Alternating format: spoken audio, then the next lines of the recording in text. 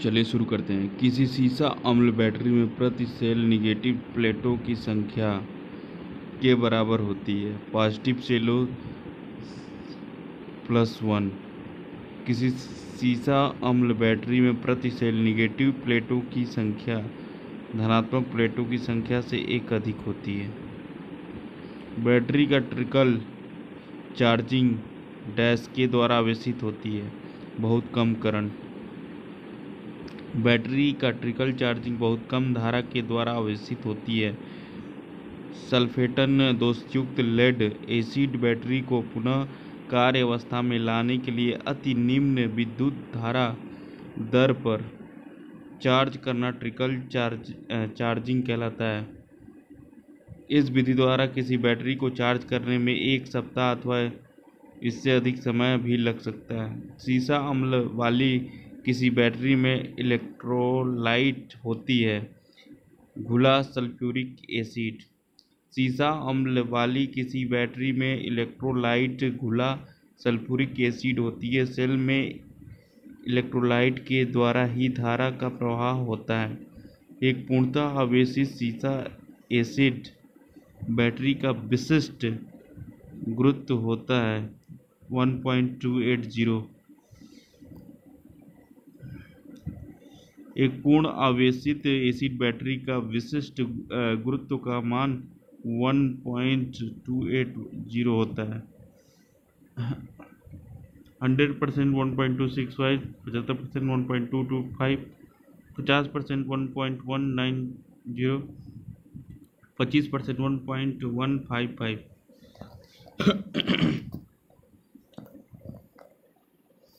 संचायक battery को द्वितीय cell या सीसा अम्ल या क्षारीय सेल भी कहते हैं। विद्युत अपघट्य तथा प्लेटों के आधार पर संचायक बैटरी 2 प्रकार की होती है। एक लेड एसिड स्टोरेज बैटरी, सीसा अम्ल संचायक बैटरी, क्षारीय संचायक battery, alkaline storage battery. PbO2 धनात्मक प्लेट होता है। 2s2SO4 हो गया प्लस PbO++। ऋणात्मक प्लेट हो गया, विसर्जन हो गया, आवेशन हो गया। PbSO4 धनात्मक प्लेट हो गया। 2s2O प्लस PbSO4 ऋणात्मक प्लेट हो गया। आवेशन के समय अम्ल का विशिष्ट घनत्व 1.18 से अधिक हो जाता है तथा विसर्जन के समय विशिष्ट घनत्व 1.18 से कम नहीं होना चाहिए, क्योंकि इससे सल्फेशन दोष उत्पन्न होता है। सीसा एसिड बैटरी में निम्नलिखित किस इलेक्ट्रोलाइट का प्रयोग किया जाता है? तनु dilute sulphuric acid. Lead acid battery में तनु सल्फ्यूरिक अम्ल का प्रयोग किया जाता है। PbO2 plus 2s2SO4 plus Gibbs विसर्जन आवेशन PbSO4 plus 2s2O plus PbSO4। सीसा अम्ल संचायक बैटरी में पानी तथा अम्ल 3:1 के अनुपात में होता है। जब एक सीसा अम्ल बैटरी को उच्च करंट से आवेशित और निरावेशित किया जाता है तो क्या कहलाती है? बकलिंग। जब एक लेड एसिड बैटरी को उच्च करंट से आवेश और निरावेश किया जाता है तो बकलिंग व प्रवाह घटित होती है।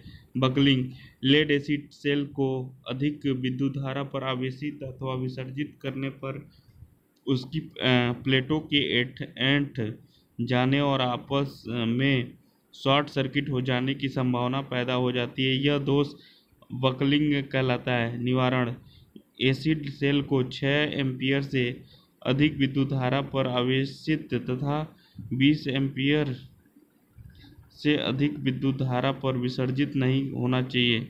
इस प्रकार सेल में बकलिंग दोष पैदा होता है।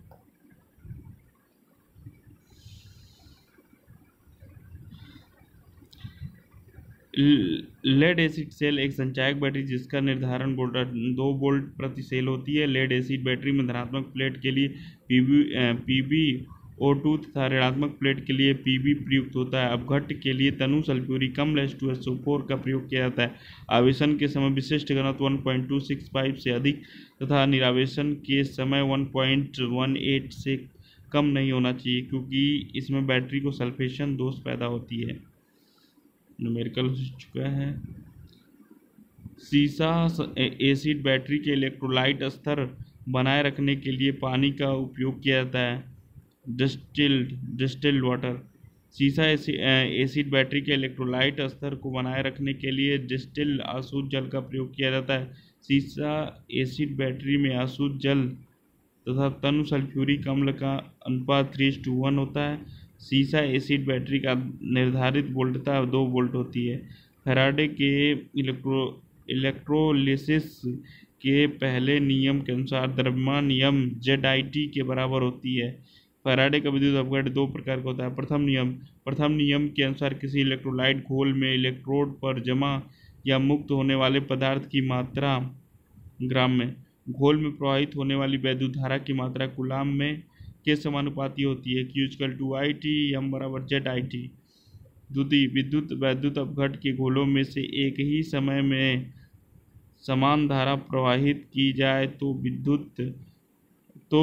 विभिन्न वैद्युत अपघट के घोलों द्वारा मुक्त या जमा पदार्थों की मात्रा क्रमशः उन पदार्थों के रासायनिक तुल्यांक भार के समानुपाती होता है। निम्न में से किस सेल का कार्यकाल सबसे लंबा होता है? लिथियम सेल का।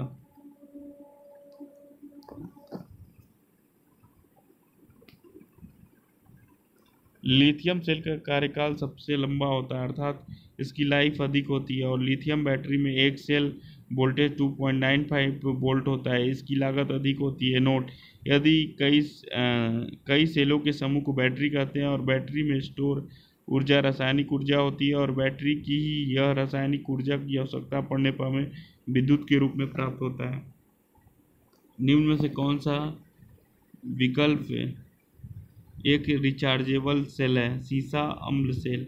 वे सेल जिनको पुनः रिचार्ज करने के लिए प्रयोग किया जाता है रिचार्जेबल सेल कहते हैं। Lead acid cell nickel cadmium हो गया, लिथियम आयन हो गया। सीसा अम्ल सेल में किस विद्युत अपघट्य का प्रयोग किया? Sulphuric acid. सीसा अम्ल सेल में तनु सल्फ्यूरिक एसिड का प्रयोग किया जाता है विद्युत अपघट्य के रूप में। PbO धनात्मक प्लेट 2s2SO4 हो गया, Pb++ ऋणात्मक प्लेट हो गया, PbSO4 धनात्मक प्लेट हो गया, PbSO4 ऋणात्मक प्लेट हो गया। एक बैटरी आवेशित चार्ज करते समय विद्युत अपघट इलेक्ट्रोलाइट तापमान 40 डिग्री से अधिक नहीं होना चाहिए।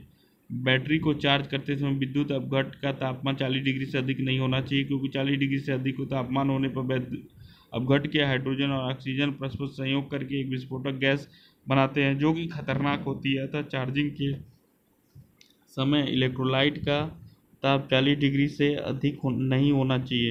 इलेक्ट्रोलाइट का शॉर्ट सर्किट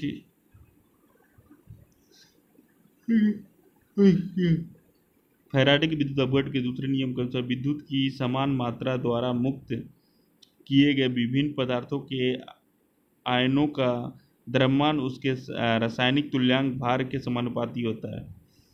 फैराडे के इलेक्ट्रोलाइट्स नियम के अनुसार M=ZIT, M आयनों का द्रव्यमान, I धारा, T समय, Z विद्युत रासायनिक तुल्यांक, M/Z।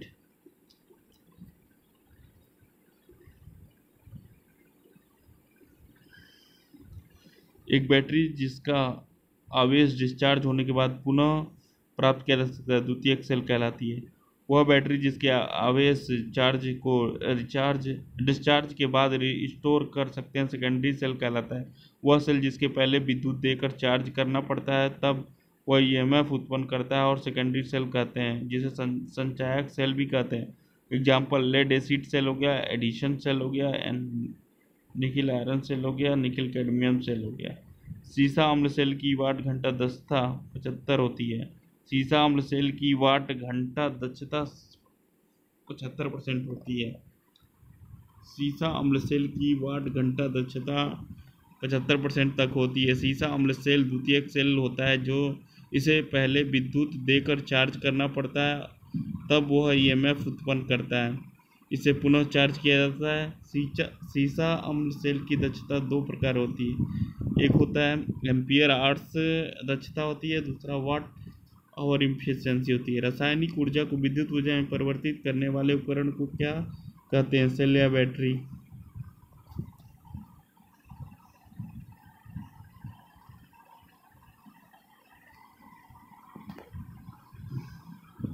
सेल या बैटरी।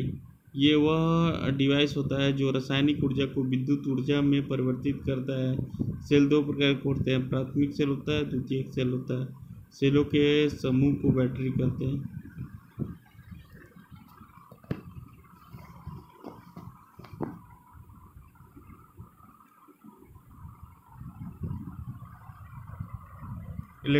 इलेक्ट्रोड का गैसों का संचय कहलाता है ध्रुवण।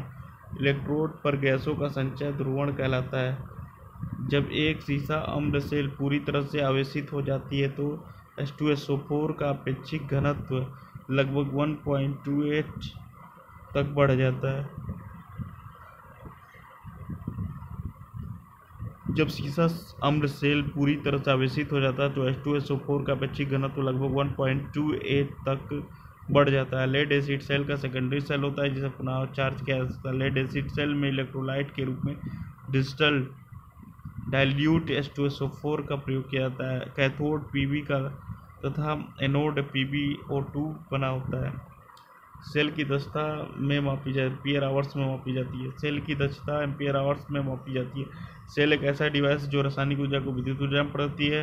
सेलों के समूह को बैटरी कहते हैं। यदि सेल 1 घंटे में 1 एम्पियर धारा प्रवाहित करे तो इसकी क्षमता 1 एम्पियर आवर्स होगी। Capacity of battery amperes hours. किसी नाभिक में स्थिर से जुड़े आकर्षक शक्ति इलेक्ट्रॉन को किस रूप में जाना जाता है? फ्री इलेक्ट्रॉन्स के रूप में जाना जाता है।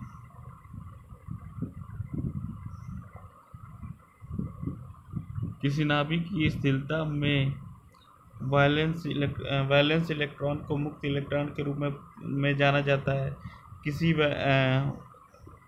वैलेंस इलेक्ट्रॉन किसी परमाणु के बाह्य शेल का इलेक्ट्रॉन होता है जो कि रासायनिक क्रिया बंधन के निर्माण में भाग लेता है। वैलेंस इलेक्ट्रॉन किसी तत्व की विद्युत क्षमता के लिए भी जिम्मेदार है। फैराडे के इलेक्ट्रोलाइसिस के पहले नियम के अनुसार ZQ में Z प्रतिनिधित्व करता है, जहाँ Q बिजली की मात्रा और मुक्त आयनों का द्रव्यमान। इलेक्ट्रोकेमिकल इक्विवेलेंट ऑफ सब्सटेंस पदार्थ का परावैद्युत सिद्धांत। फैराडे के इलेक्ट्रोलाइसिस के पहले के अनुसार M=Z एंड Q=ZIT समस्त पदार्थ का वैद्युत रासायनिक तुल्यांक होता है। इसे संक्षेप में इलेक्ट्रोकेमिकल इक्विवेलेंट कहते हैं।